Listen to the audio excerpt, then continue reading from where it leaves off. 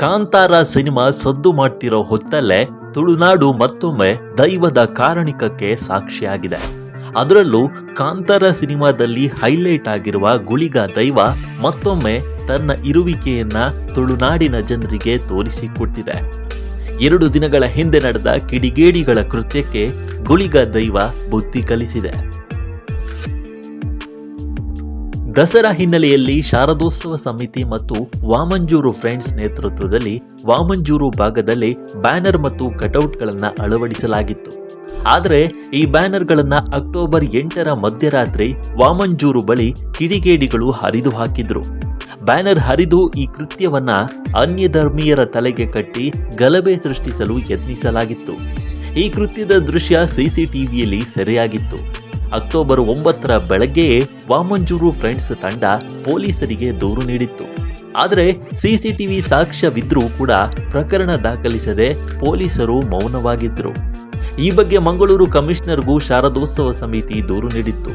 ಕೋಮು ಸೂಕ್ಷ್ಮ ಪ್ರದೇಶದಲ್ಲಿ ಕೃತ್ಯ ನಡೆದಿರೋ ಕಾರಣ ಕಾನೂನು ಸುವ್ಯವಸ್ಥೆ ಹದಗೆಡೋ ಸಾಧ್ಯತೆ ಇದ್ರೂ ಪೊಲೀಸರು ಆರೋಪಿಗಳನ್ನ ಬಂಧಿಸಿರಲಿಲ್ಲ.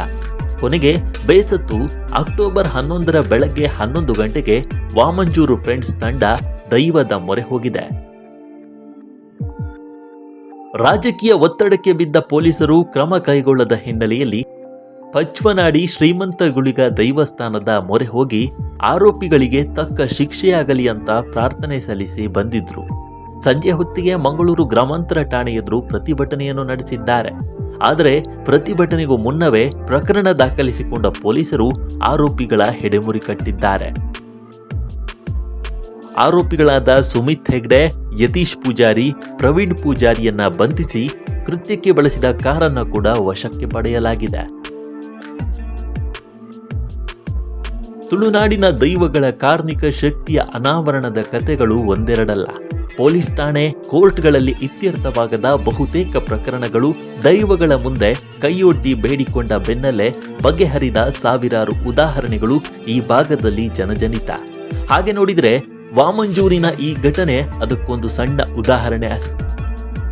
ಆರೋಪಿಗಳಿಗೆ ಶಿಕ್ಷೆಯಾಗಲಿ ಎಂದು ದೈವದ ಮುಂದೆ ನಿಂತು ಪ್ರಾರ್ಥಿಸಿದ ಪ್ರಾರ್ಥನೆಗೆ ಫಲ ಸಿಕ್ಕಿದೆ. ಪೊಲೀಸರು ಆರೋಪಿಗಳನ್ನ ಬಂಧಿಸಿದ್ದಾರೆ.